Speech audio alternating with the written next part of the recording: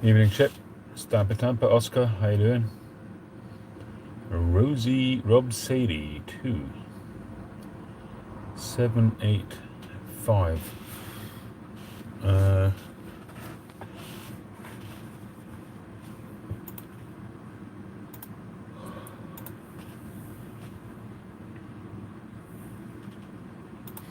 Yeah, 785 really turned out very nice. I don't know why it hasn't sold yet. Maybe I priced it too high, I don't know.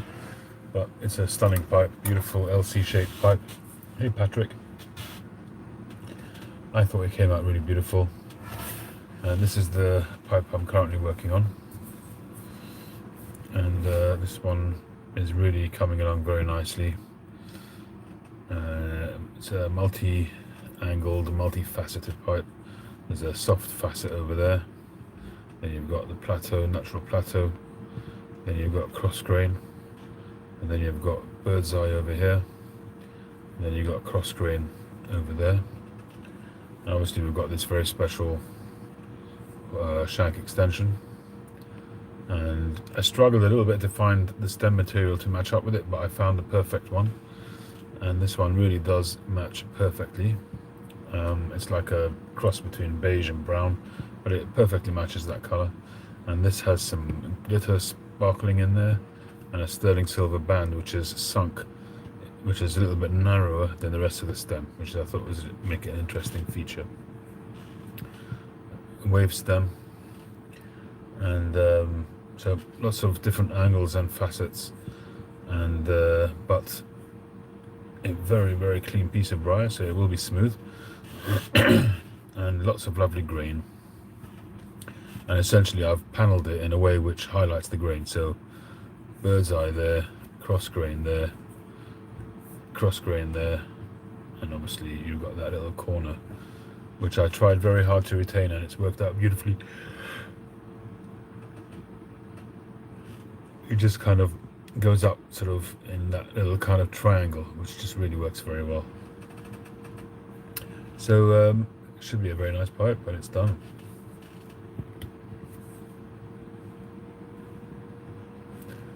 I mainly worked on the stem tonight, so it was still a round cylinder today, and I just shaped it out and got the button done, and there's still more sanding to do, but we just got the sort of the meat of it done.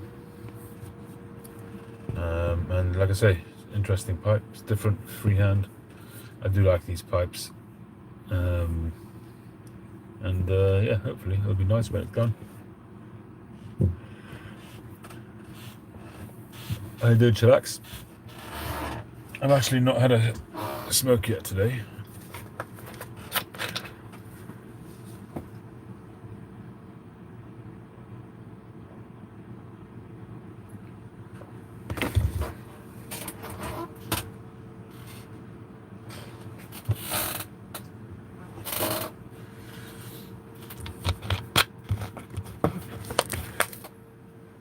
So I've yet to decide what to smoke, whether I go for a pipe or possibly a cigar. I really haven't decided,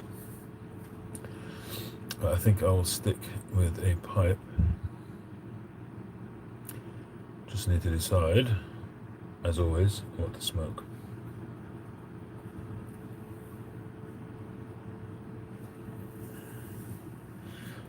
Yeah, all good, chillax. Hope everything's well with you. Well, maybe I'll have some Balkan Sobrani.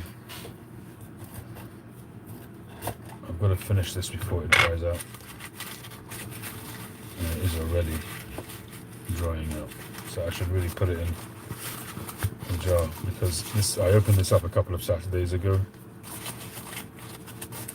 and then sent off 3 baggies of it to other people, and I'm not sure if I actually put any in a jar. I've got a feeling that I didn't.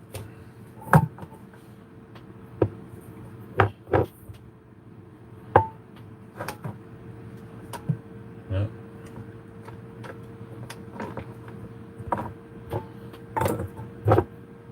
I think maybe I'll have to do that. What should we smoke it in?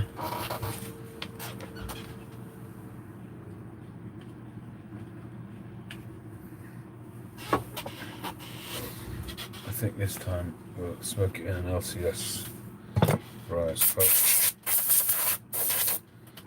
This is a pipe that I haven't smoked in a long, long time.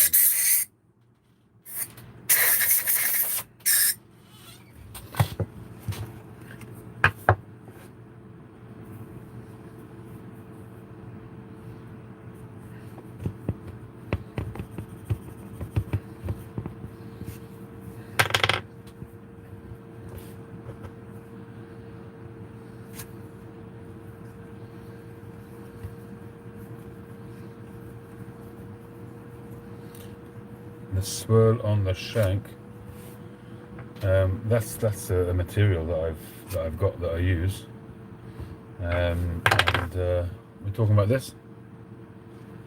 That's just I bought a block of this, and basically depending on how you shape it, obviously depends on the result that you get. And as you can see, I made this quite wide so that you end up with this beautiful circular shape. You can see this goes sort of all the way around there, and it just looks wonderful. And depending on the angle that you look at it, the lines get reflected in the silver, which is also quite nice.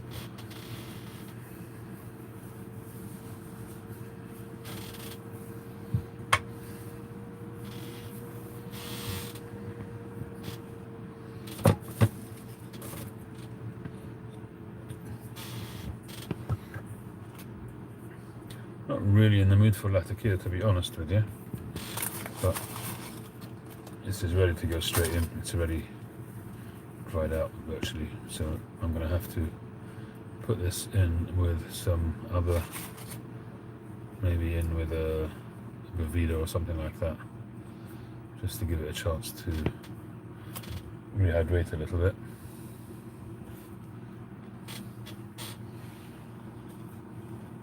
Yeah, I haven't seen his video, but I've seen pictures on IG. Did he pour that himself, or he bought a stem rod? Hey Adam.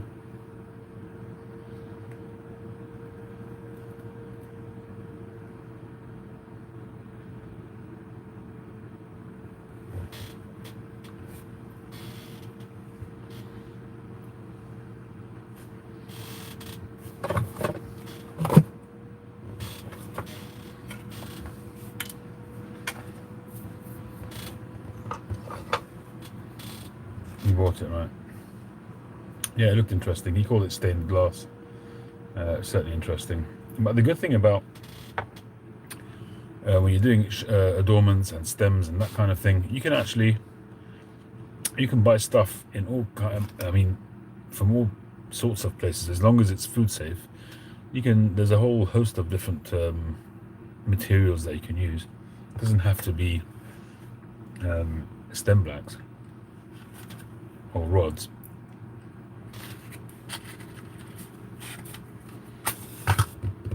You think he poured it himself, Patrick?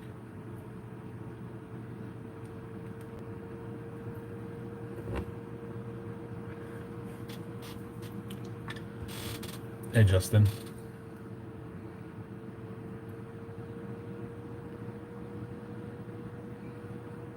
Good for you, Daniel. Which blends did you get in?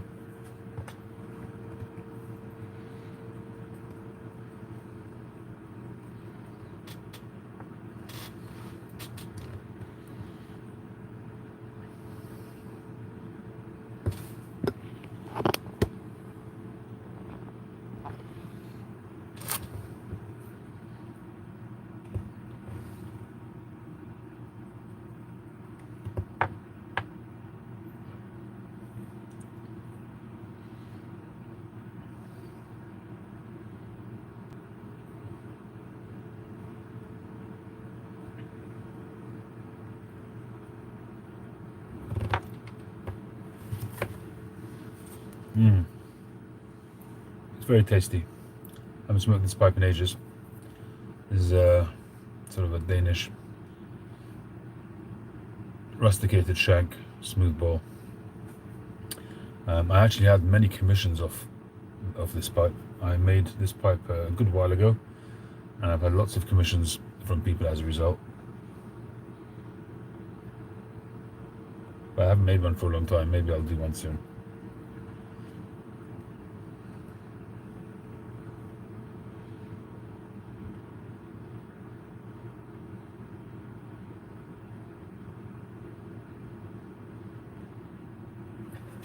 But I'm quite excited to see how this one finishes up. It's not going to be the lightest pipe in the world, but very tactile, lots of sort of different surfaces on it. And I think it's going to look great when it's done.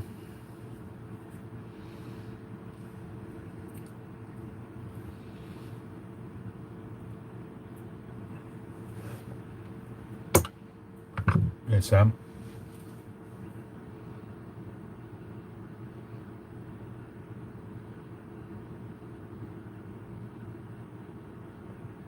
Hey George, haven't seen you in a while, hope you're well.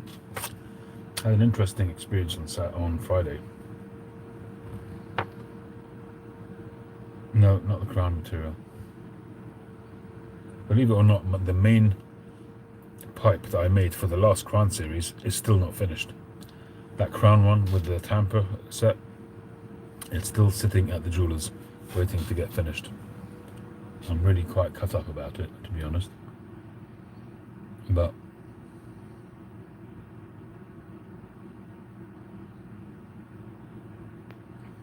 would it be possible to remake a stem? I don't see why not.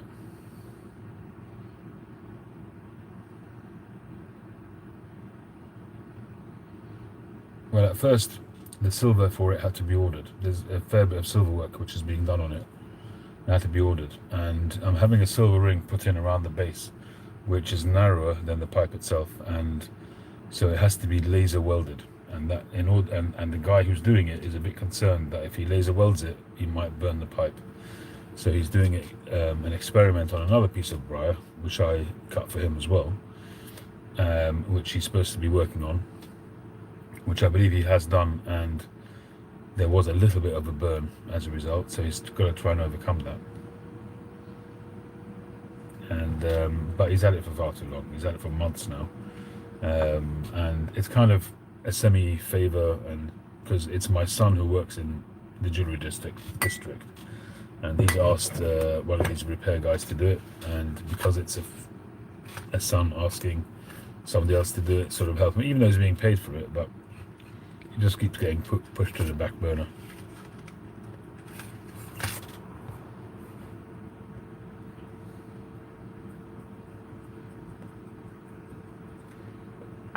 I might have been better off taking it elsewhere to somebody completely unrelated. That way it's just another job.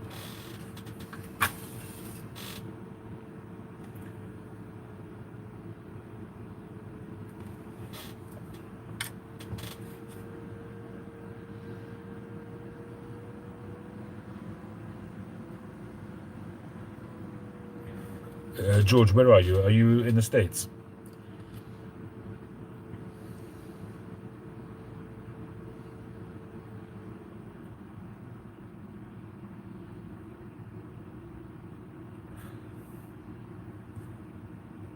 You're in France. I'm trying to think if there's anybody in France who does pipe repairs. There will be plenty of pipe repair guys in France, because France was the home of briar for, you should probably do it online. When it comes to repairs, I'm not a repair guy. It's not to say that I can't do a repair, but I'm definitely not a repair guy. And I've done the odd stem repair here and there, or stem replacement, but you really need guys who are geared up for it, who have the machinery for it. For me to do it, it's a much more painstaking process, and it doesn't pay really for me to do it. I don't mind doing the odd one here or there, but if you're going to send it to the UK, I would definitely recommend that you send it to Mike Billington of Blake Marbrides. He's got loads of machinery, or Ian Walker, Northern Brides, both who have been doing repairs for donkey's years. So as much as I'd like to take your money, the best advice would be to go to guys who are proper repairmen. They know what they're doing when it comes to repairs. So that's what I would recommend, either Mike Billington or Ian Walker.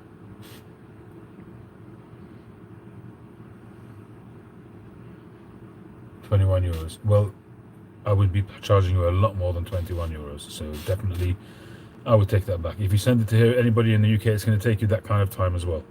It's going to take you at least that, if not longer. So personally, that's what I would do. If that's what you've got an option there, local, more local to you, for €21, 2-month turnaround is not a terrible amount of time.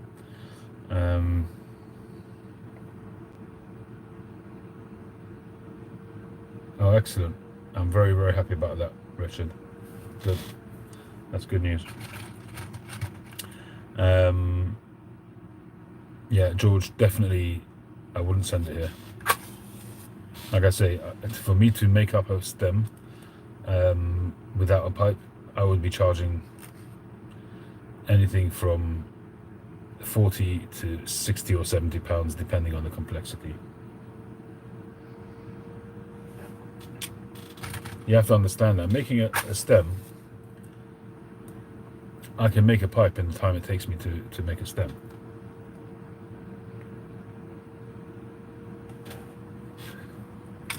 Stems take time.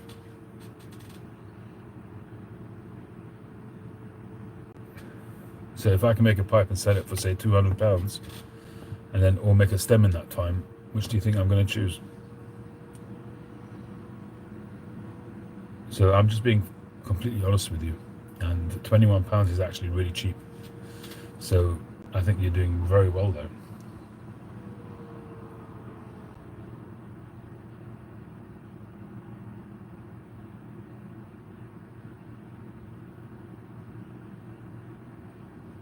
Hey John, B-Dog, how you doing?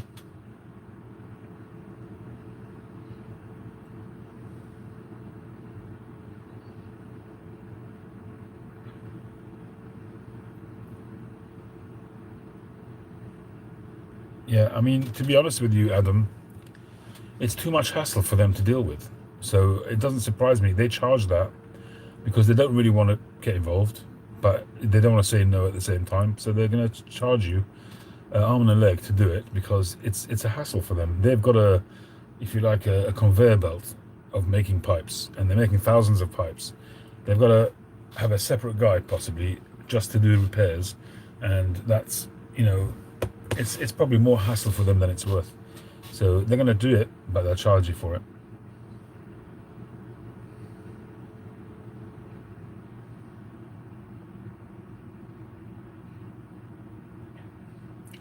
I find a difference between the vanilla cream loose and the flake. Yes.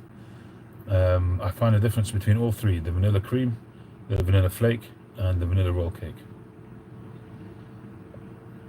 Currently smoking Balkan Sobrani, and this is from, I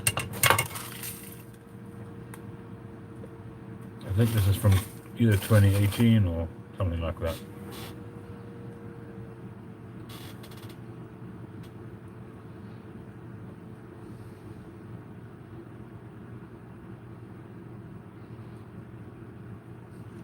So the difference between the vanilla cream and the roll cake and the flake, I would say, to me anyway, is that the vanilla cream is a much more intense aromatic flavor, and if you're more of a purist, then you would probably prefer the flake.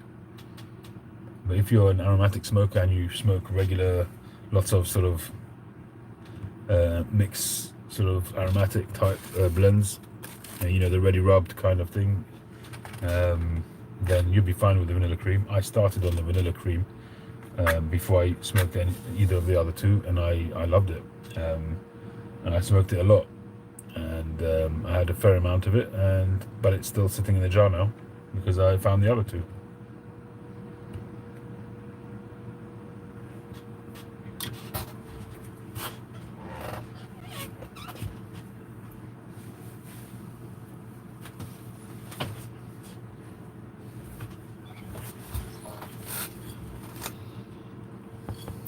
vanilla cream.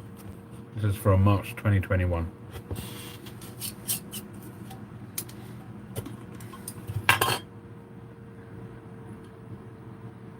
Smells nice. So I find that the flake is a little bit more of a, inverted commas, more of an honest smoke, and a little bit more Virginia coming through.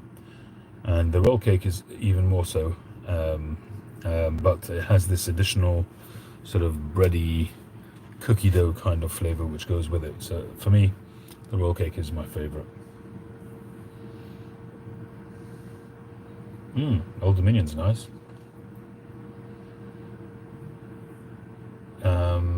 Bob's Chocolate, I went through a period of really enjoying that, but then went off it. I haven't smoked it in Yonkers.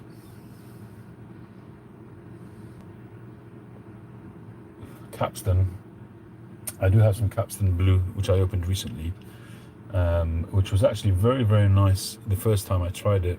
This time round, I mean, I had smoked it in the past way back, but this time round when I tried it, the first bowl was, to me, it was fantastic, but the second bowl and third bowl kind of wasn't as good. So at the moment it's jarred, and I'll see how that goes over a period of time. I'll come back to it. I haven't smoked the yellow in also a very long time. I didn't buy any more of the yellow either.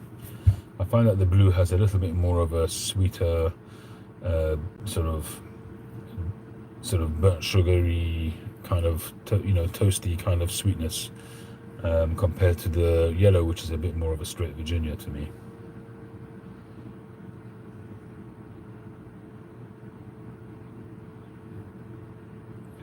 As mentioned, I'm smoking Balkan Sobrani. It's very nice.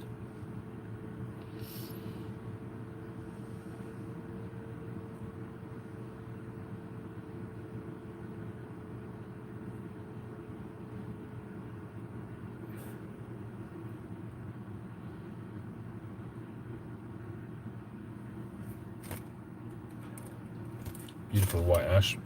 It's a good quality tobacco. I haven't smoked this pipe probably for maybe 2 or 3 years, and just gave it a quick clean out, and smokes beautiful. It's been a long time since I've smoked this pipe. Yellow is okay. I'll be honest with you, I haven't smoked the yellow for a few years, so I could be wrong.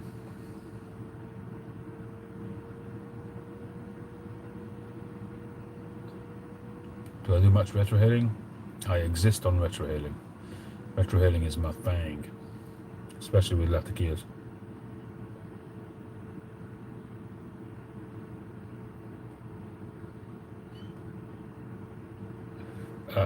With a Latakia blend, if you don't retrohale, you're missing the highlight of a Latakia blend. Depending on the Latakia, obviously, on the blend.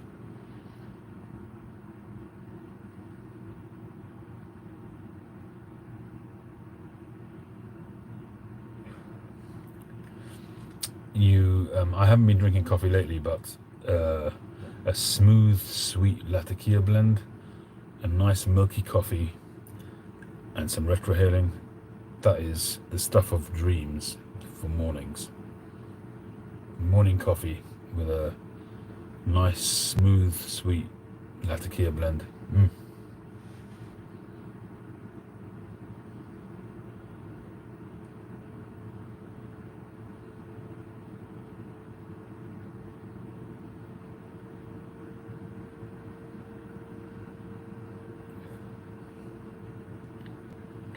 Smooth with a smattering of topping. Which ones are you talking about?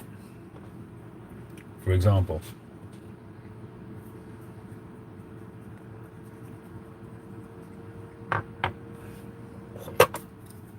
hey Jeremy.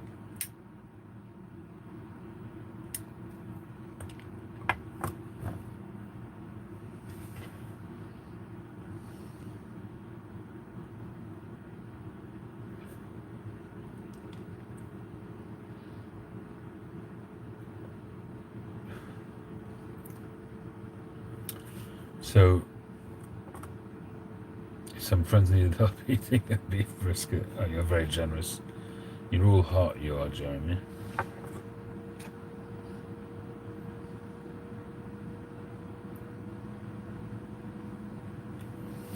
Signature topping that seems to be everything. I can't say I've noticed,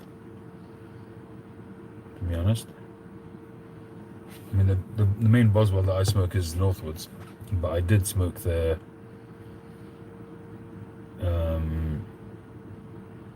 a lot of their aromatics in the beginning. I really liked No Bite Delight for quite some time. I still have some of that left as well from going back to 2016.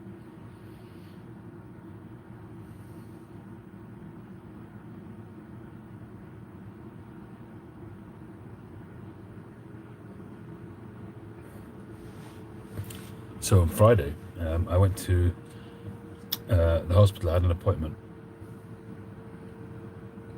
I had to get my throat looked at.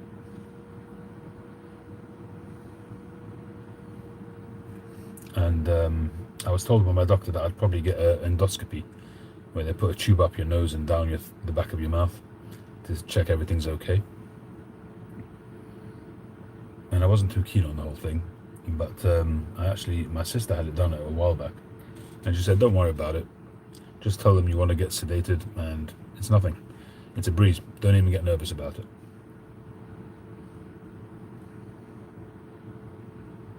So I go to the appointment, which is supposed to be just a consultation, and the doctor checks around externally on my neck and my throat and my cheeks and my jawline. Yeah, that's all fine. She said, I'm just going to get a scope and take a look at the back of you. What? Hello, what? She said, yeah, I'm just going to do a quick endoscopy. It's a very thin tube, you won't feel it, it's fine. I said, are you talking about an endoscopy? She said, yeah. I said, okay, I'd like to get sedated for that. She said, oh, no. I said, I was supposed to just come for a consultation today, and I was just, what on earth? And she said, no, seriously, don't worry about it. You're a young doctor. She was very, very good, very confident, and very nice. So she said, seriously, don't worry about it. You might feel a bit uncomfortable, but there's no pain, and it's done within 2 minutes. Get her done, exactly. So I said, fine, I trust you, go ahead. So she puts this tube, I would say it's about 5 millimeters in diameter. I thought it was like a wire, but it's not. They've got to put a camera on the end of it, so it's about 5-6 millimeters in diameter. She puts it up one of my nostrils, and I got a searing pain. I said, no, that's not happening. So she took it out, and she said, it happens sometimes. If it doesn't go in one, it'll go in the other. Anyway, she put it in the other nostril, and it went straight in. And up the nose, around the back. And it was weird. I will say that. That's my best description of the whole experience. It was weird. The last bit was actually uncomfortable, but again, not painful at all. The only pain I had was when they put it up one nostril and it wouldn't go. Anyway, so it went up, and she stops and says, make an E noise or make an U noise, which is basically designed to open your muscles in different orientations, so she can see what's going on down there. So I did all that, and then she went even further, and then you feel it literally over here. And every so often you have to swallow, right? You got saliva or whatever. So when you swallow and you're swallowing on that thing, it's a bit weird. I was always nervous that you're going to gag or you're going to choke on it or all that kind of stuff. Nothing of the sort. And I've had to get it again. It wouldn't worry me. It was weird and a bit uncomfortable, a bit scratchy right at the end. It touches the back of your throat, but it was fine. Anyway, she said it was all clear, thank God. And the next one I have to do is get a barium. They'll take x-rays while you swallow. So that's the next one, which won't happen for a few weeks now, I don't think.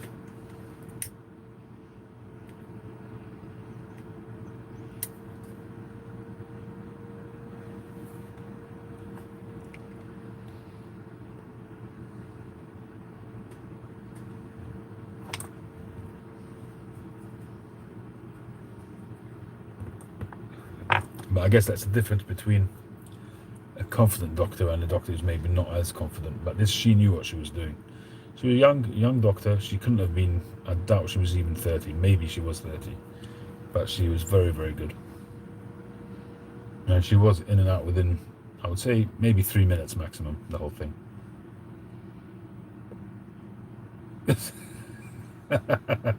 Chad, welcome.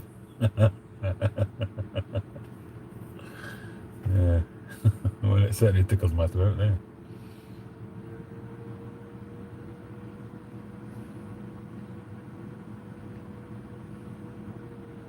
Pipes of Old, how you doing?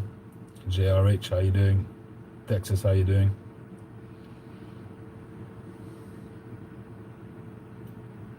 I have to check my emails a bit later on, Texas.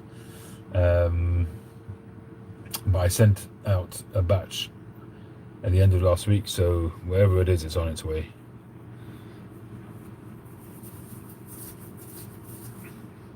But I will have the tracking information, so maybe drop me a line again on Monday and I will send you the info. You won't be getting it yet, so don't worry. You won't be missing a delivery.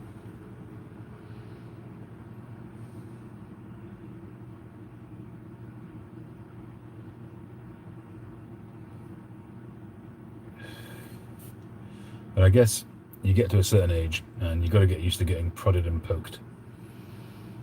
Thankfully, I've not had to have too much of that. I think this was probably my first invasive kind of inspection. And I've not yet had the reverse calabash one yet.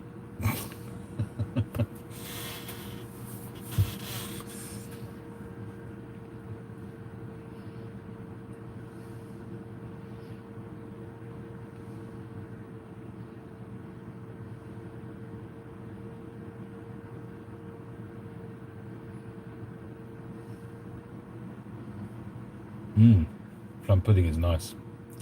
That's what I would call a smooth, sweet Latakia blend. Plum pudding is nice, although I haven't had it in ages, but it's a nice blend.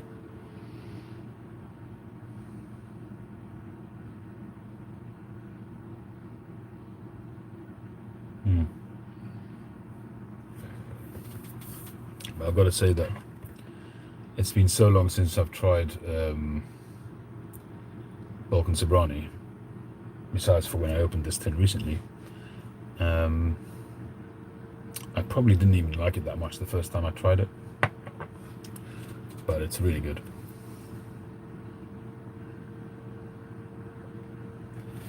And you can see that this has got some age on it.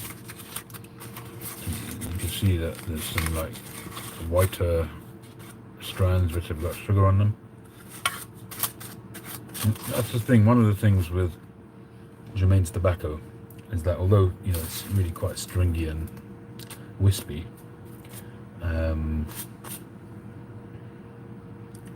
I do find that with some of the Germain's tobaccos, even though they're not like 10 or 20 years old, maybe they age it before they use it, I don't know, but you feel like you've got aged tobacco even on a fresh tin almost. Sometimes, not always.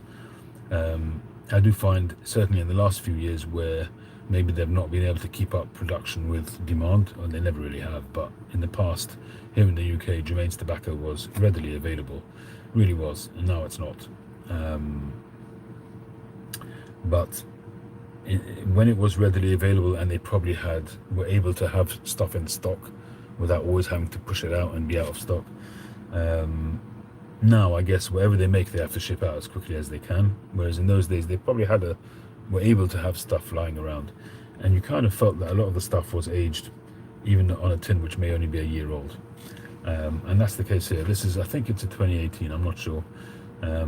So okay, there is 5 years age on it, but it just feels, 5 years to get a brown sort of paper. Yeah, I suppose you could do. I suppose it also depends on how moist the tobacco is as well.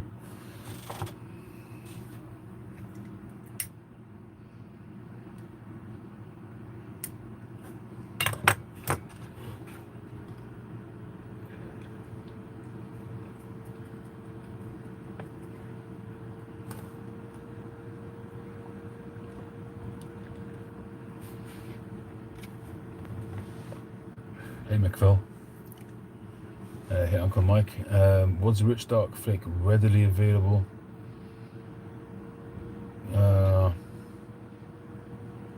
I don't know if it was readily available, but there was always a drop every so often. Now you just don't see it.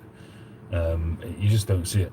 I mean, it's there, and I know some of the websites don't actually put it on the website. You have to contact them to get it. So they do often have it, but they just don't put it on the websites because they've as soon as they put any of the in-demand blends like Special Atakia Flake, 1820 Flake, Rich Dark Flake, any of those, they say that they get snapped up by, a lot of them get snapped up by Chinese, and that means that there's nothing left for the UK buyers. And so what they've done is they just don't put it on the website, and people just, you contact the website and ask, do you have any, or could you put me down for some, and they'll usually look after you. Do I work with mortar? Not very often. I have no problem working with it. I have some mortar in stock at the moment. I have a fair bit of mortar actually.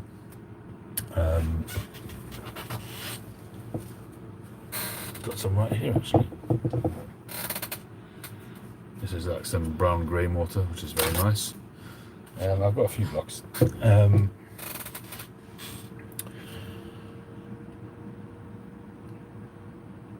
But the mortar you have to be careful with, because sometimes if it's very, very light, then it's going to be prone to burn out very quickly. So you have to be careful with that. But that's the only caveat really with mortar, that in a way you're better off buying a heavier piece of mortar than a light piece of mortar. So if you're buying a mortar pipe and you're in a B&M and you've got a choice of mortar pipes, I wouldn't go for the lightest one.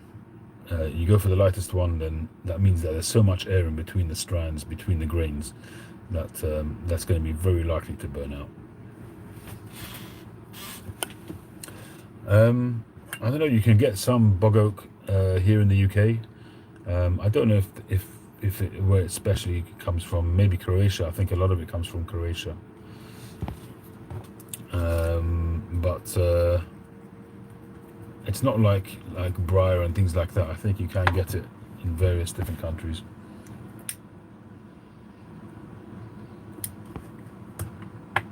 I think Asquith Pipes, who does quite a bit of mortar, I think he harvests it himself.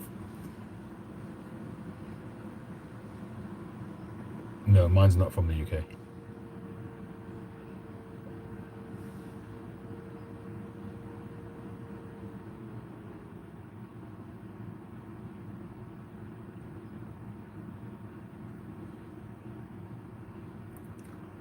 Asquith Pipes, yeah.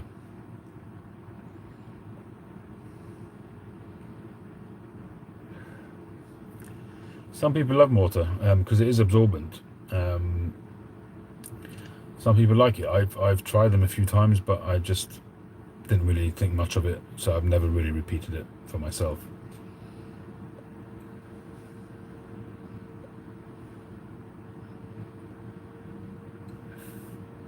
It's got a certain aesthetic charm to it as well. It's nice. It looks nice. The grain is lovely, and if you blend it in with other materials, it looks really nice. The contrast of the dark with it, and you blend it with something light, so it looks really nice.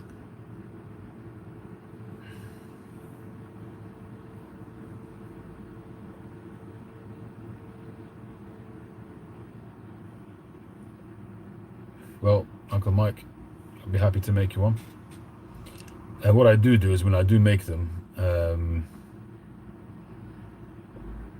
I do put a protective coating on the inside, which is a little bit counterintuitive if you want it to be absorbent, but that stuff will absorb anyway.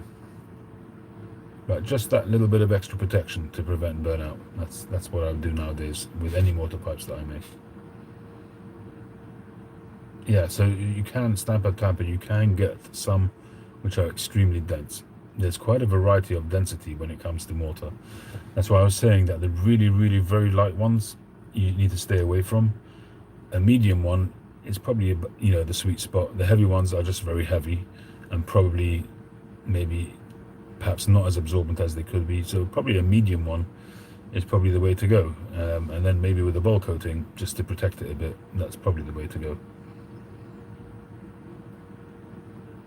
I haven't made an olive wood pipe yet. I bought a couple of blocks on Daniel's say so, but he hasn't ordered one yet.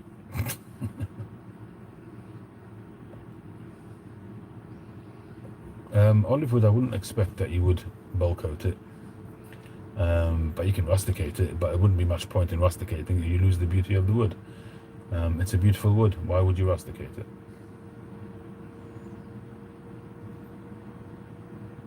You don't tend to get the flaws in olive wood that you get in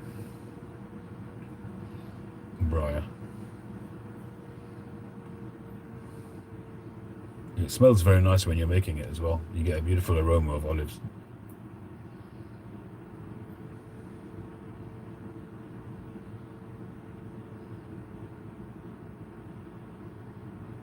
I mean, I've used olive wood not for a pipe, but for adornments.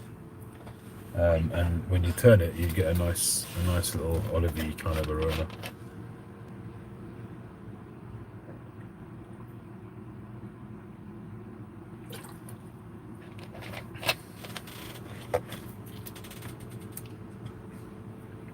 No, I think mine's from Italy, not from Israel.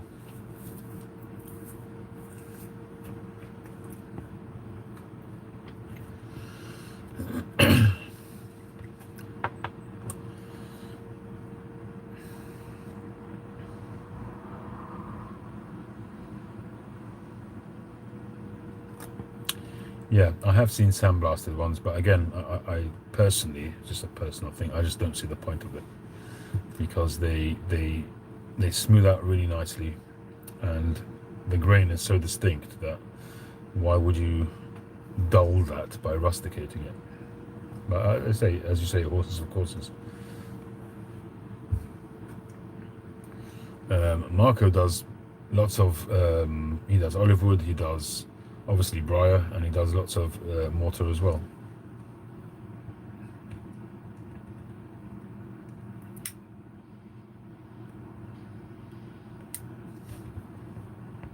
I'm not familiar with Chelsea Morning, Daniel, sorry.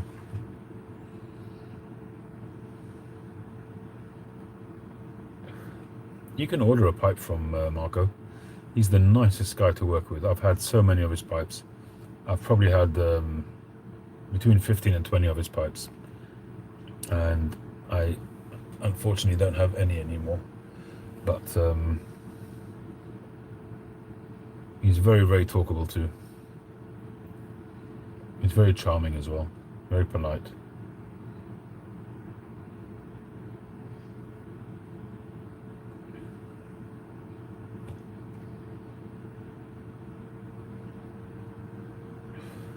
My pipe count is not that high.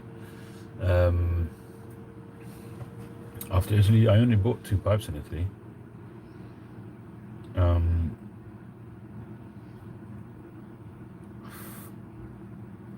Hey Mike, I don't know how many pipes I've got at the moment, but it's less than 50.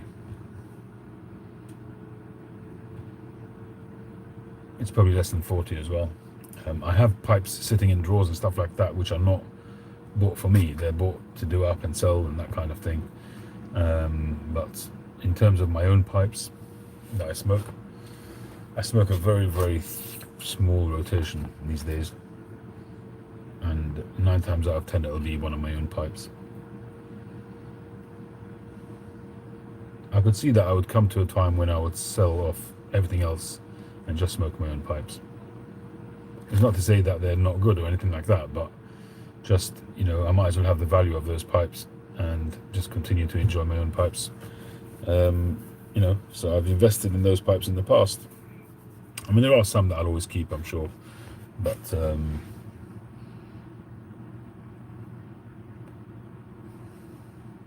sure there'll be some that I will let go in due course. Hey Jeff.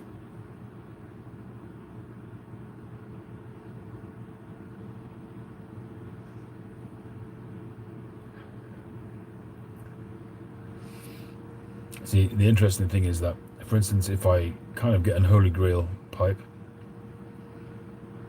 one of them for me was that Parker, that large Parker that I bought relatively recently. I bought that after Italy, actually.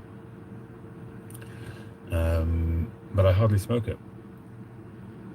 In fact, I smoke it probably on London callings fairly often, but I haven't smoked it in weeks now, months even.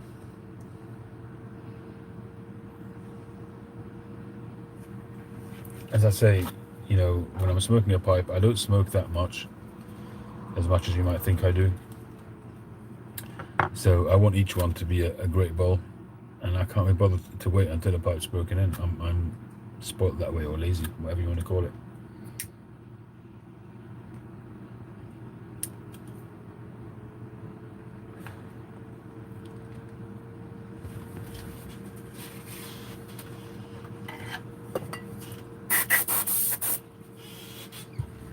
There's the Parker. Okay, I put a new stem on it. I converted it to 9mm, and it's just a beautiful sandblast, just a gorgeous sandblast.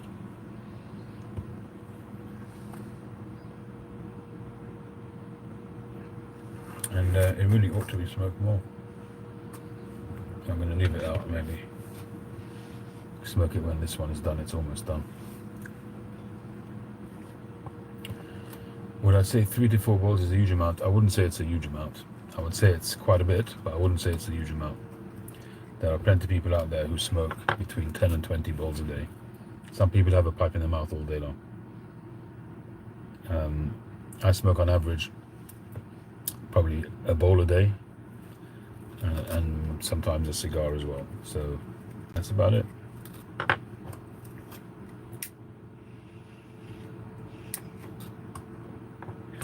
I mean, sometimes it can be 2 or 3 bowls. You know, on holiday, maybe on vacation, might smoke more.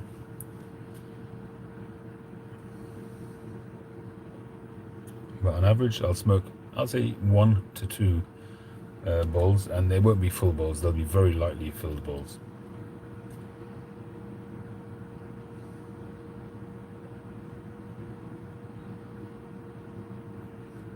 It would probably be a little bit more once my son starts going to school, and I'll do my morning rides again. I actually did do a morning ride on Friday, but I haven't uploaded it. I did a video on the way back from the hospital, but I didn't upload it. Maybe I will.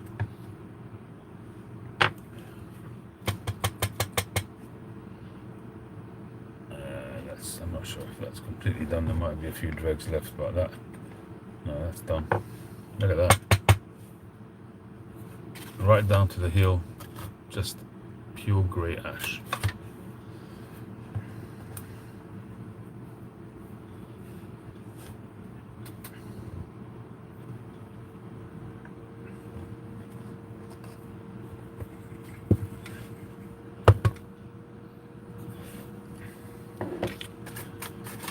That burned really quick because this is quite dry. It was only about half a bowl, if that. I could actually quite happily reload it. It was really tasty.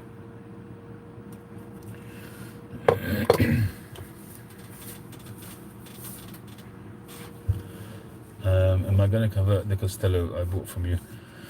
I don't think there's enough on it, to be honest.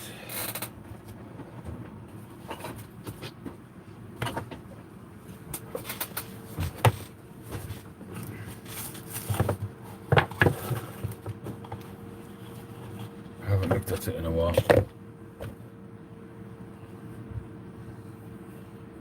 It's a nice little shape 55.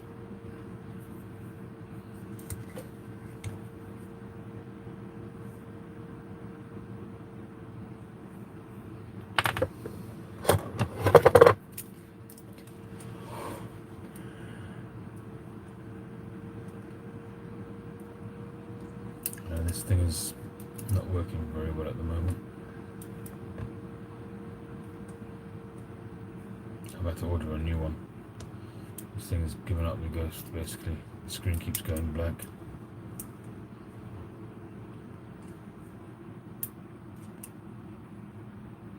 It's 16. It's about 15 mil the diameter, just under 15 mil, which is very touch and go. There's a very high chance of cracking the shank if you drill it. I probably won't convert this.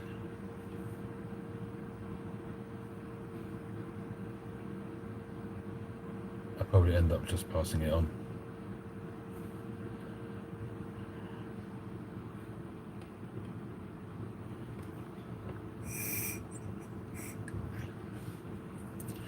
Yeah, it could go 6 mil, but it's more hassle than it's worth, to be honest. I don't enjoy smoking 6 mil pipes.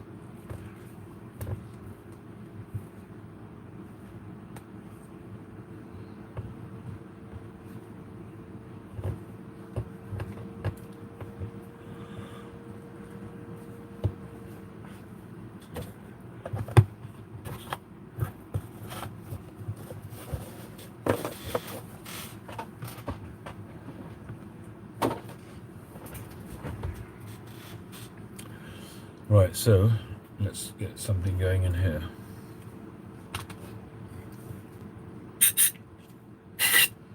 I mean, this pipe really hasn't even been broken in yet.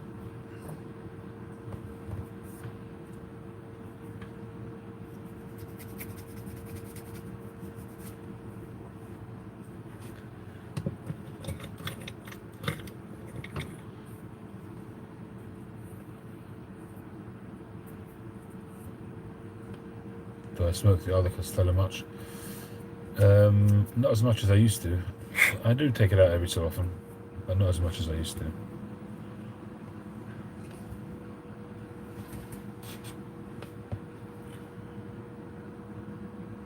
Well, the Shape 55? Yeah, I've done the Shape 55 before. I haven't done it in a while. I need to revisit some of the stuff that I've done in the past. But I'm kind of just doing commissions and then just trying to do inventive stuff. So the pipe I'm working on at the moment, it should be a really, really nice pipe when it's done. Lots of different facets and sort of angles, textures, although it's going to be smooth besides for that plateau. Very, very beautiful piece of briar.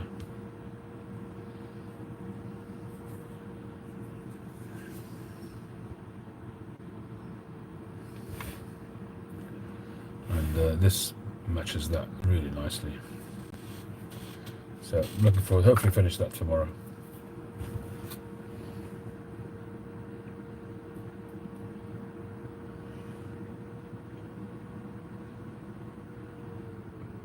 Well, you'll have different opinions on that, Richard, on how many balls it takes to break a pipe.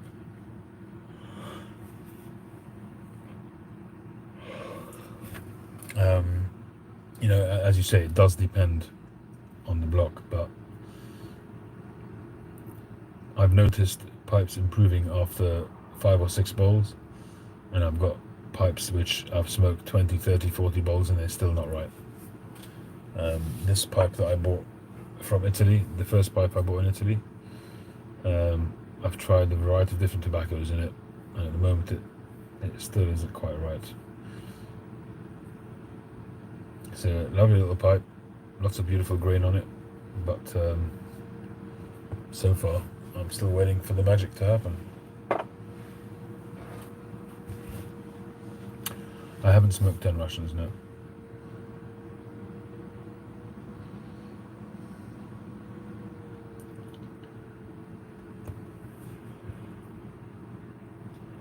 The way I break in a pipe, I kind of get this two kind of stages. So because I put the honey on the inside, so you kind of get a honeymoon period. So I find that if you do the honey coating, then the first bowl, second bowl, maybe you're not really tasting the briar yet, and you're just smoking the tobacco, and that honey is caramelizing, and you kind of get a bit of a false start. When you get to 4 or 5 bowls, that honey is done with, it's caramelized, it's carbon, and you're starting to taste that briar again. So you've kind of going a bit of a backward step after the first 2 bowls, and then after 7, 8, 9, 10 bowls, you start to see an improvement, and you start to see the flavors that you it's obviously worthwhile using a tobacco that you're familiar with.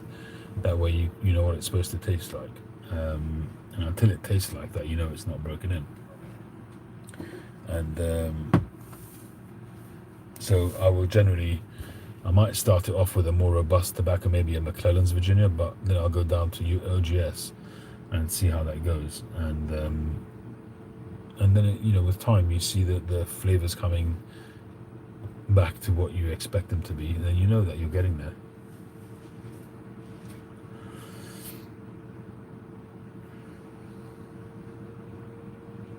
If I was going to break open a new tin of tobacco or a vintage tin, what would it be? I have no idea. This was the last one I opened in terms of a vintage-ish tin. It's not really vintage, it's 5 years, but really, really enjoying it. But in terms of a vintage tin, I don't know. I mean, I've been promised a couple of times some Edgeworth sliced, and they haven't come, which I really want to try that tobacco. Some original Edgeworth sliced. But the problem is that I've got too much tobacco open, and to open another tin, it just seems a bit crazy. I have no shortage of vintage tins, but it just seems a bit crazy to open more. There is bird's eye grain on this pipe. So I've basically panelled it out to go with the grain. So there's bird's eye here, which is essentially a continuation of this plateau. There's bird's eye here. There's bird's eye on this panel. And on this panel it's cross grain. And on this panel it's cross grain. And it's cross grain over the top. Cross grain on the bottom. There's bird's eye all the way up the shank here. And so there's a real, I've basically panelled it to go with the grain, to really highlight the grain. So this is framing the bird's eye. These two lines here are framing the cross grain. These lines here have the bird's eye, and then of course the back panel has a very distinct cross grain, and that's framed by this beautiful hard line there. I don't have Cabby's mixture. I have smoked it in the past, but I don't have any. There were a few tins in the sale when I first started selling this consignment, and they went pretty much straight away. There's still a bunch of fantastic tobaccos there, which I do have to do another video at some point, but I just haven't got around to it.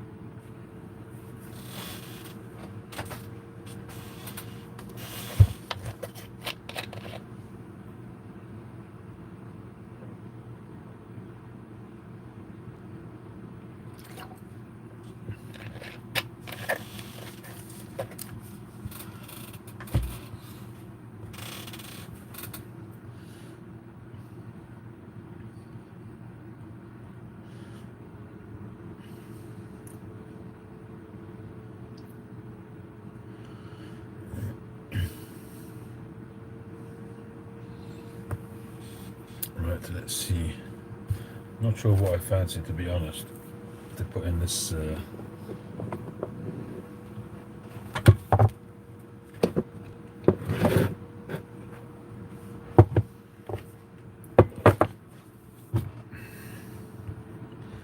So this is the 50-gram tin of OGS that I opened.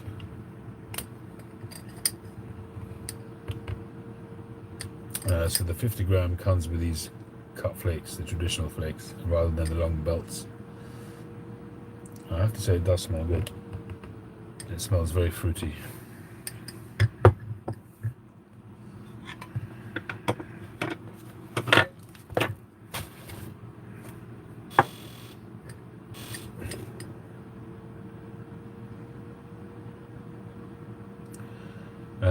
I don't know, Daniel, I can't remember what's in there right off the top of my head, to be honest with you.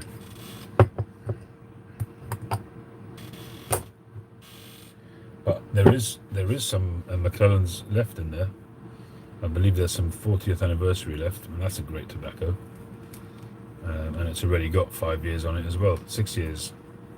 Nearly 6 years. 5.5 years. It's crazy to think that's how long McClelland's been out of business for already. And there's plenty left. There's plenty of decent tobacco there. And I think there's even some Bolton Sobrani left.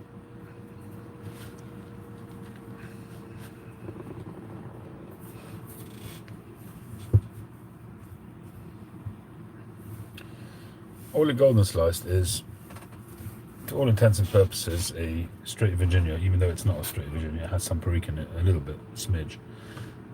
But it's a straight Virginia, and it has some citrusy flavors, possibly a bit of an orange flavor topping on it, possibly. And that's what it is. It's a good Virginia with a very defined citrus flavor.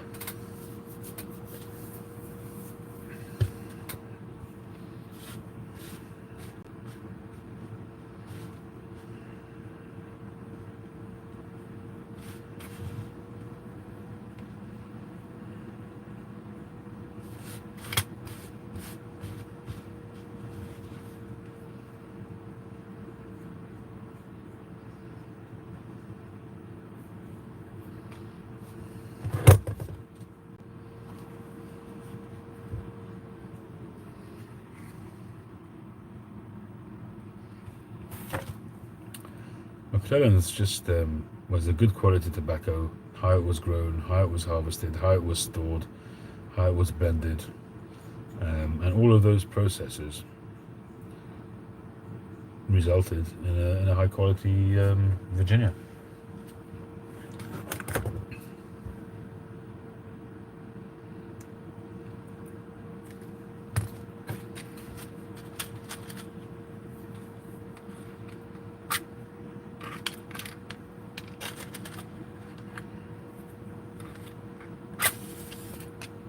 Alright, so Frogmorton is it's a different thing. It's not Christmas cheer, it's a Latakia blend.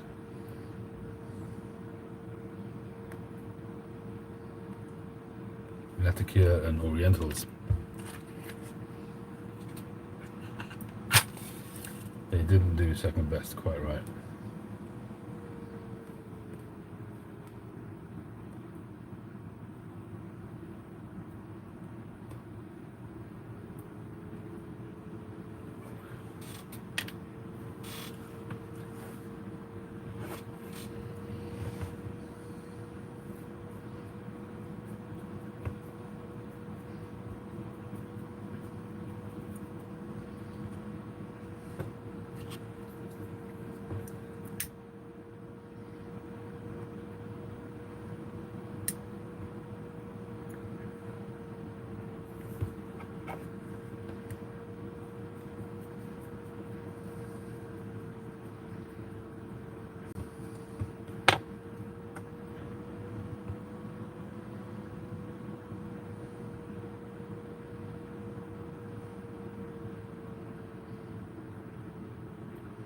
Yeah, some people call it a Frankenstein jar.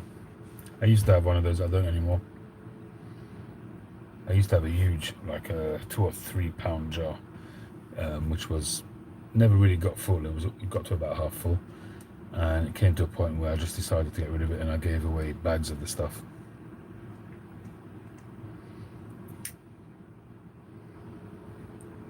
Going back a few years now.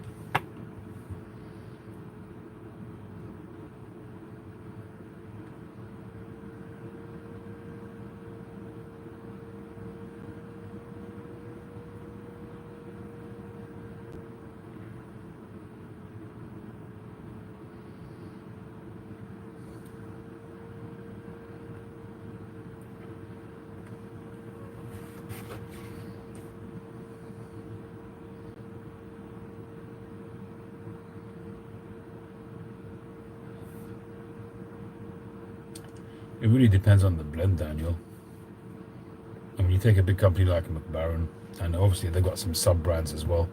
But you take a big company like them, some of their tobaccos are rich, some of them are not. I mean, it really depends on the blend. They're going to try and cater for all palates. So some palates prefer something lighter, and some prefer something heavier. So there's no straight answer to that. I think it depends on the blend. You know, when it comes to the quality of the tobacco, a company like Mac Baren, I think that their tobacco generally is very good quality, but there may be some other brands whereby they're kind of really mass produced, you know, like the over-the-counter kind of blends. But even those are really good, I have to say. Nowadays I find them generally to be very good. The smaller sort of boutique brands, You might find them experimenting more with flavors and things like that. But to be honest, a lot of these companies, McClelland aside, and maybe some of the other ones, a lot of these companies are just buying base blends and then blending them together. They're not necessarily working from leaf. A lot of these companies will be working from Cavendish tobacco, Virginia tobacco, Latakia. It's already in a tobacco form. It's already in a pipe tobacco form, and they're mixing them and blending them and maybe adding flavors and things like that. But they won't necessarily, I'm not saying that all, but they won't necessarily, the smaller boutique brands wouldn't necessarily be working from base tobacco, from tobacco leaf, you know.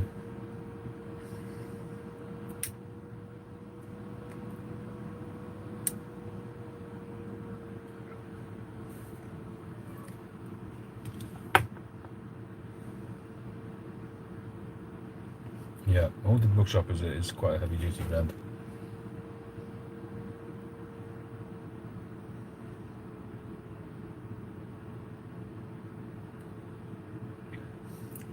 So I know this isn't broken in yet because I'm not getting regular OGS flavors. And for me, whenever a pipe's not broken in, even with using filters, I still get a little bit of tingle on the tongue until it's properly broken in.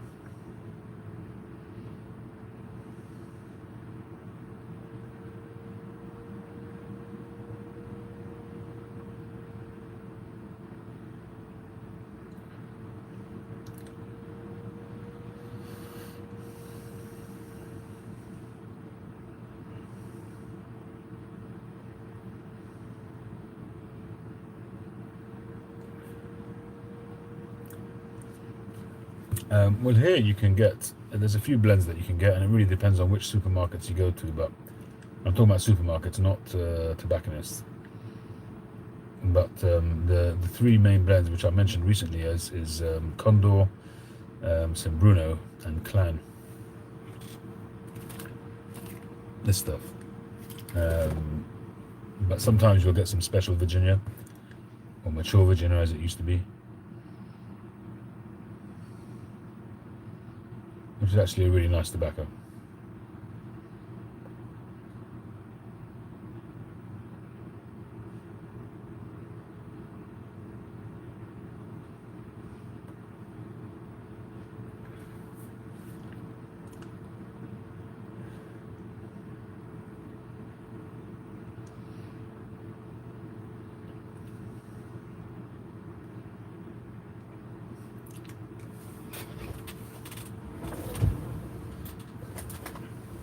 If anyone's interested, this LC shape is still available, and I've just reduced the price on the website.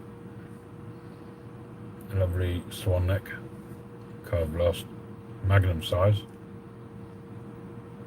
It's almost 3 inches in height. That's been reduced.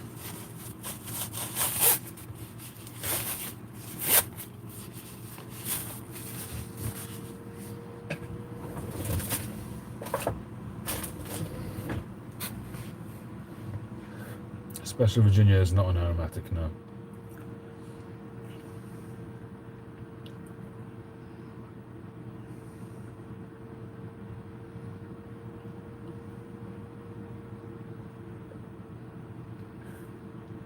I need the haircut too.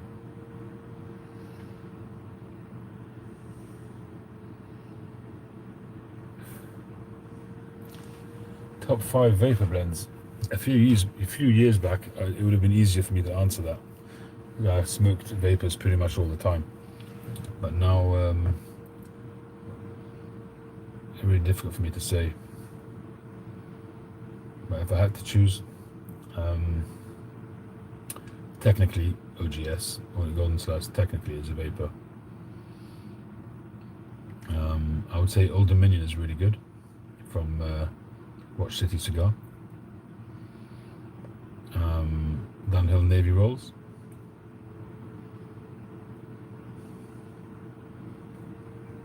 And that's about it really, in terms of what I've got any kind of real knowledge of.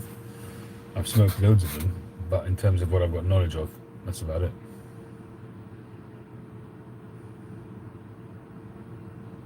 I haven't really had any major sessions with Escudo. I tried it right in the beginning and didn't like it. I found it to be a little bit too, a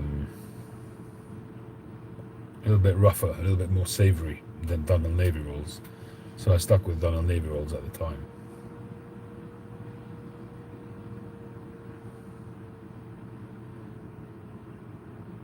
You can get Dunhill Navy rolls, Jeff. That's not too difficult to get, I don't think, is it? Well, it'll be Peterson now.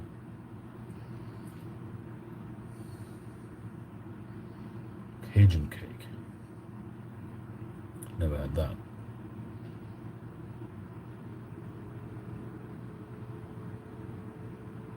Elizabethan is a vapor as well, yeah, but I didn't like it.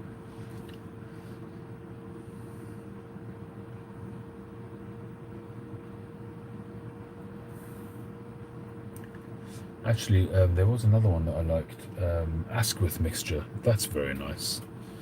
That's really nice. I don't think he does it anymore. GQ. We talked about this last time. I don't think he does them anymore. But let me have a quick look.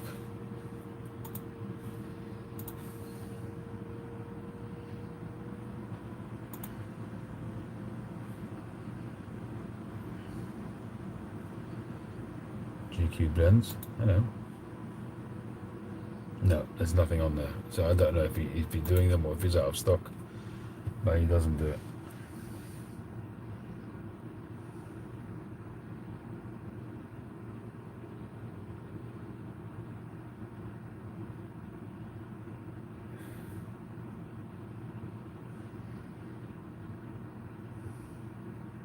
Where who sells Uncle Mike?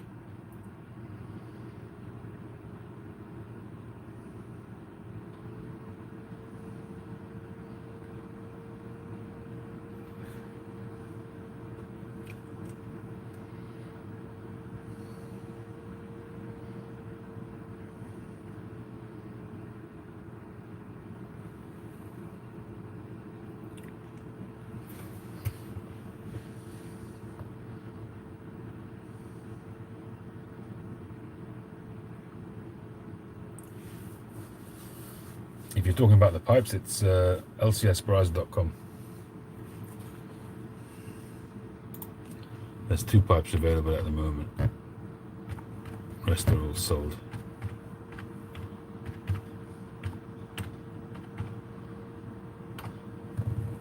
There you go. Yeah, lcsbras.com is the website.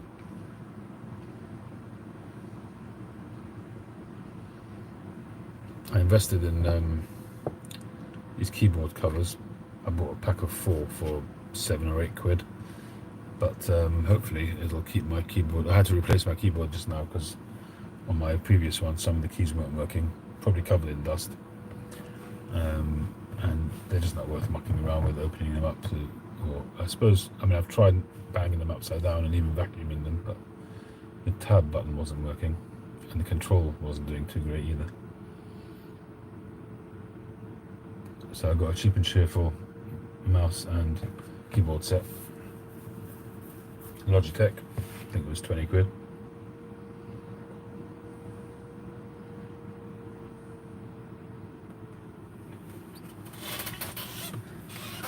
Does the job.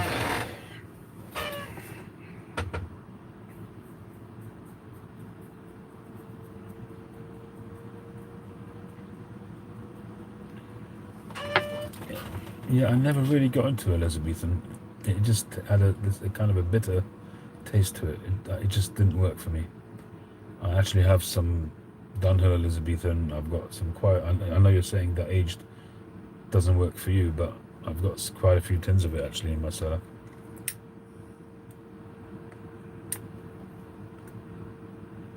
I think I've got some tins from 2011.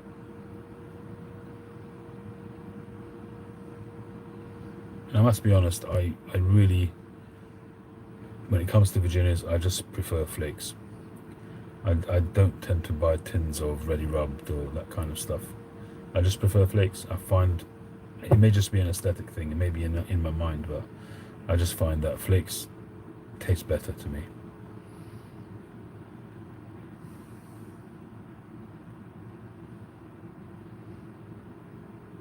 Yeah, I would agree with you, Jeff, on that.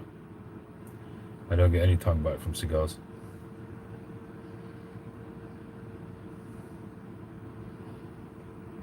Yeah, I suppose I could revisit the Elizabethan, but I just don't feel the need. I've become a codger, just enjoying the blends that I enjoy. I suppose over a period of time, you go through that experimental stage. For me, it lasted a few years when I was happy to try anything and everything, and I was chasing down, the unicorn blends and doing all of that stuff. But you get to a point where you try so many new blends and they just leave you wanting. That once you find a batch of stuff of blends that you like, you just stick to them. That's it.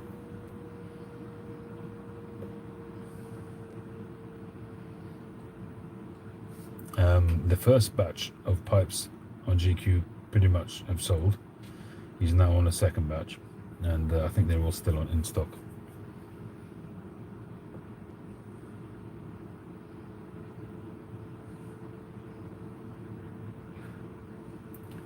You think cigars would send you back to cigarettes, really? He's only just put up a new batch on GQ last week, so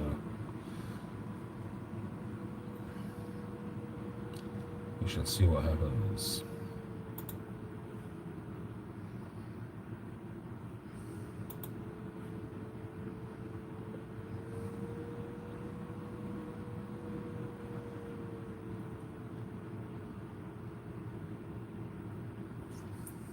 I think there's one left from the previous batch, and then he's got 5 new ones, I think. There's 6 up at the moment on the website on GQ Tobaccos.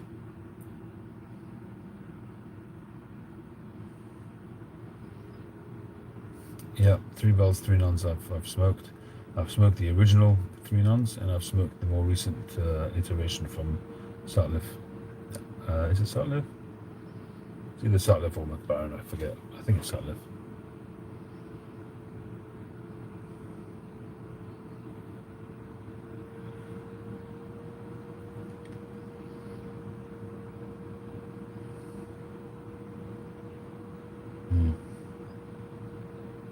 McBaron, okay, cheers, Metal.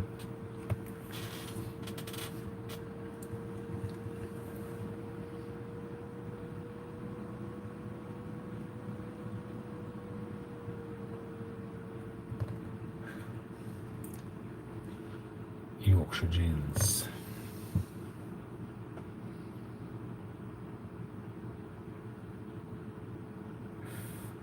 Yorkshire was nice. Yorkshire was very nice. Really a beautiful part of the world.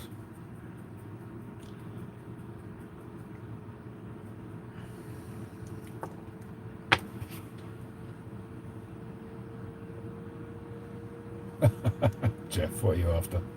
Is she watching?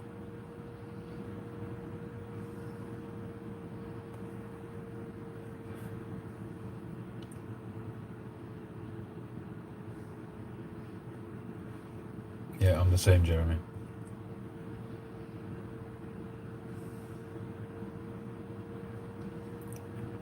I find a lot of C&D blends I'm not a fan of.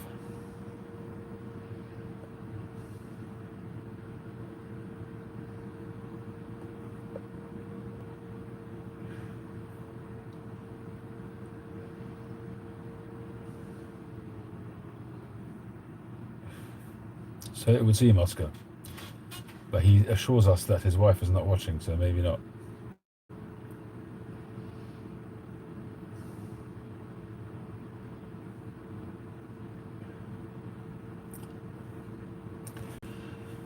Yeah, I think I'm pretty much the same, Jeff. I haven't really been, unless somebody you could say that you're addicted to pipes, maybe, I don't know, but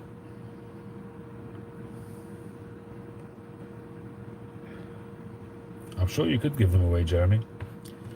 I'm sure you could give them away, no problem at all. You just put some posts on it, people would probably even pay for the postage.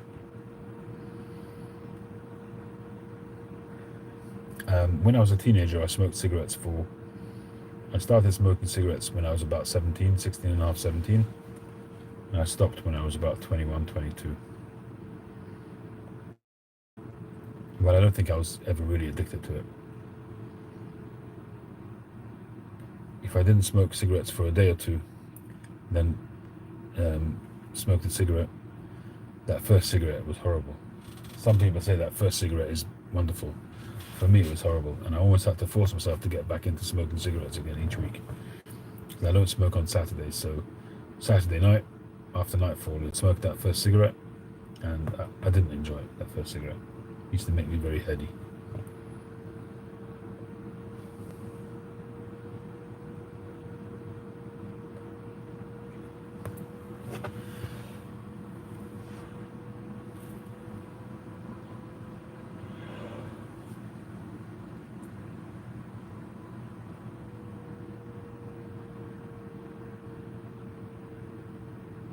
Yeah, they are. Tried telling the FDA that.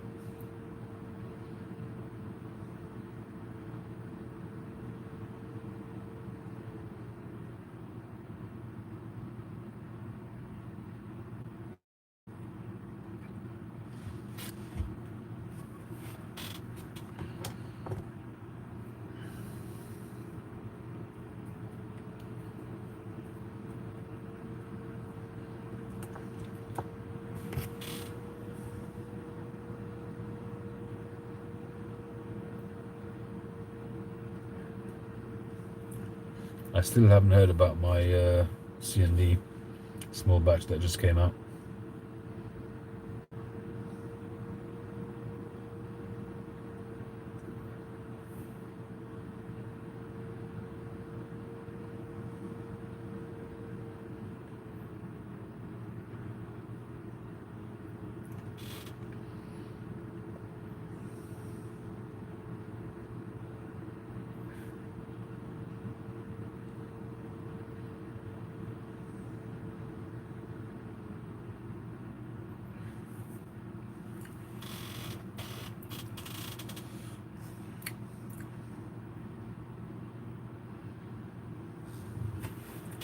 What's going on with my roof? Nothing. I've had too much going on in my life to deal with it, to be honest. And I've been just keeping busy making pipes.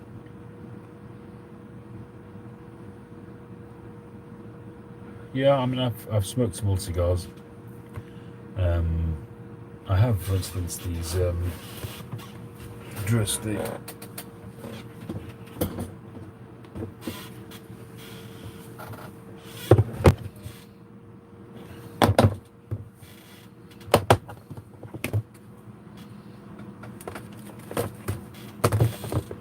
Got these Undercrown Sungrowns. Oh, they're nearly finished. Smoked those once in a blue moon, and they're actually really good. Value-wise, I think they're about 20 quid or something for a box of 10, and they're good for a 10-minute, 15-minute smoke, and they're actually really good. Hey, Phil.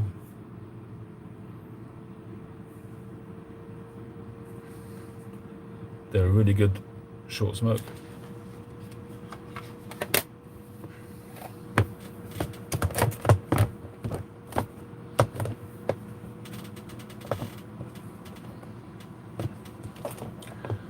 We've been talking about your stained glass stem, Phil, and whether or not you poured it yourself or whether you bought it. Care to enlighten us?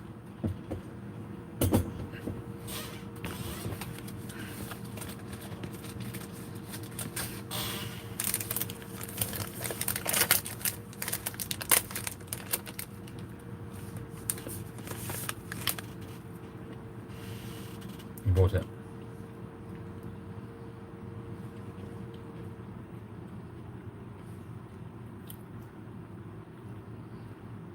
I've shown that box so many times. You really want to see it again?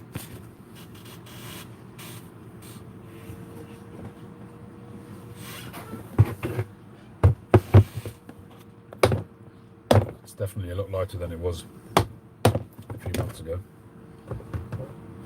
It was packed to the rafters.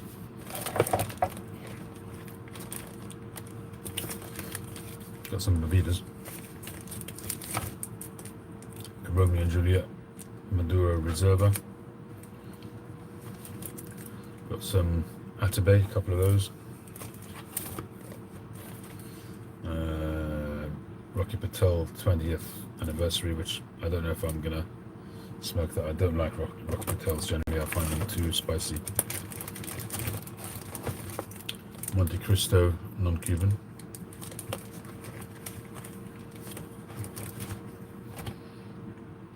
What is this? Red Knight.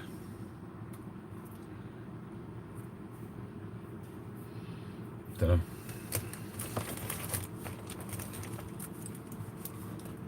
Tobacco Lords. I think that was from Mark Welsh Piper.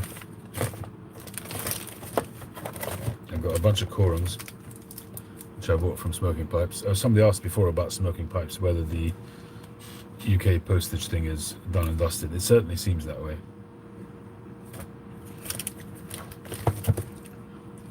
Kane Straight Ligero. Ashton VSG. This one's an interesting one. This is a tasting cigar, not for sale. This is by Davidoff. It's a large Perfecto.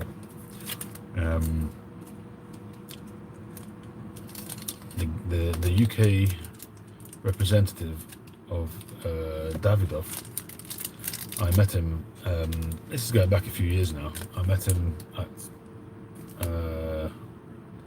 just a few guys were smoking cigars at outside a hotel or a bar in town, and I sat down with him, and he was talking to me about Davidoff cigars, and I said I wasn't so keen on them, but anyway he said, do you want to try some? I said, yeah, sure. Anyway, he sent me a box of cigars, not a whole box, but a box of a variety. He sent me half a dozen different cigars, and included in that was this. And they say it's got no band.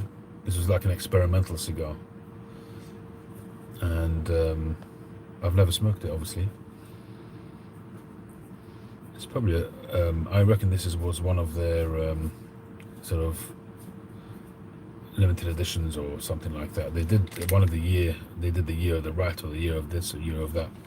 I reckon it was like an experimental version of one of those. So I dare say I'll smoke that one day.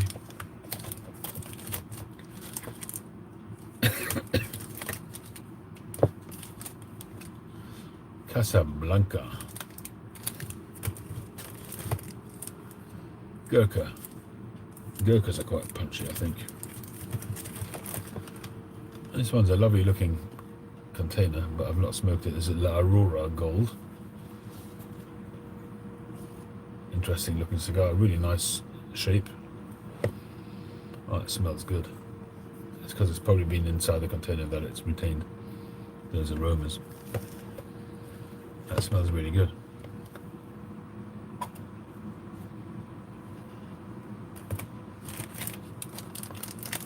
Alec Bradley Tempus, Nicaragua. Aladino Vintage Selection. I don't know what that is. Oh, Casa de Garcia.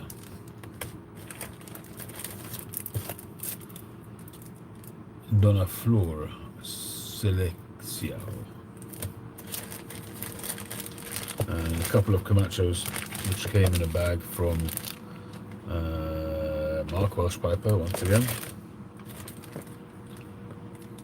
La Roma de Cuba, Mi Amor Reserva. I think that was from James Stumbo. Plasencia Reserva.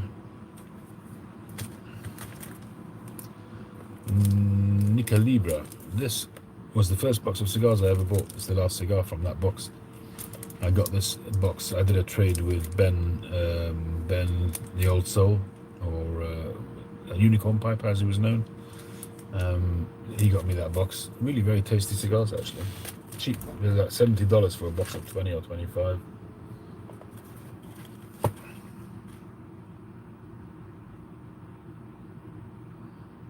This one is a big old cigar, interesting shape as well, like a wedge shape.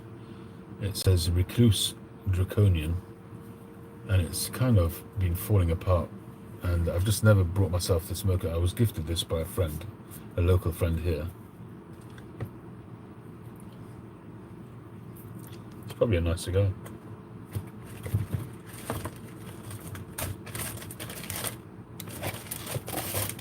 And then I have my topical, which is what I took with me on vacation, which I hardly got to smoke, which all came out of this box, which is a couple of the Camachos from that Camacho bag. So these can go back in there.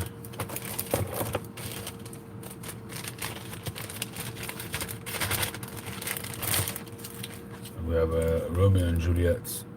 It says Star Crossed on it, the extra band.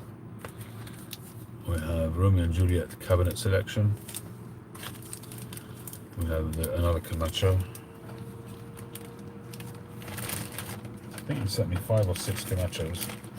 Must be 6 because I've had one and there's 5 left. And then there's the Monte Cristo White, which I've been wanting to smoke for such a long time. This was one of the first cigars that I smoked when I was getting into cigars, and I really enjoyed it at the time. And I said to myself that I want to try that again. So I guess I will have to do that in due course.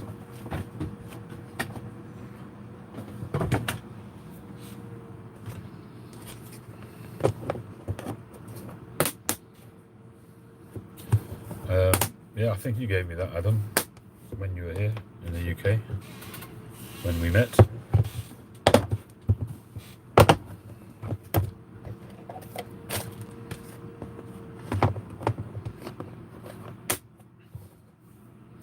Hey, Andrew. Yeah, no rush. I don't remember what I even asked you about. Oh, it was Northwoods, wasn't it?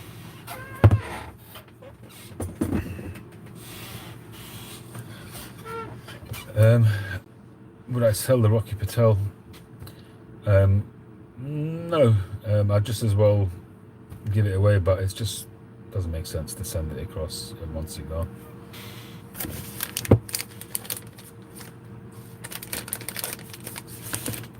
It'll be a lot cheaper for you to order it where you are.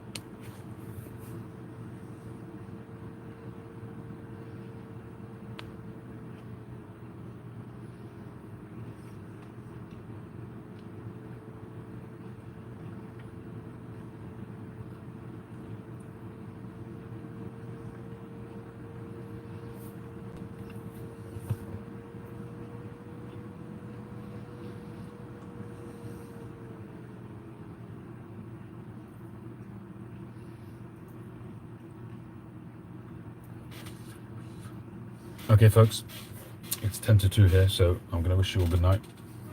Thanks, Jeff. Thank you, Patrick. Thank you, Adam. Thank you, Andrew. Thank you, Justin. Thank you, Daniel. Thank you, Phil. Thank you, Andrew Sirigliano. Thank you, Chilax. Thank you, McPhil. Justin Fraser. Oscar Flores. Patrick Grant. Adam. Jeremy Viz, and everybody else. Thanks very much for joining. Thank you, Chad.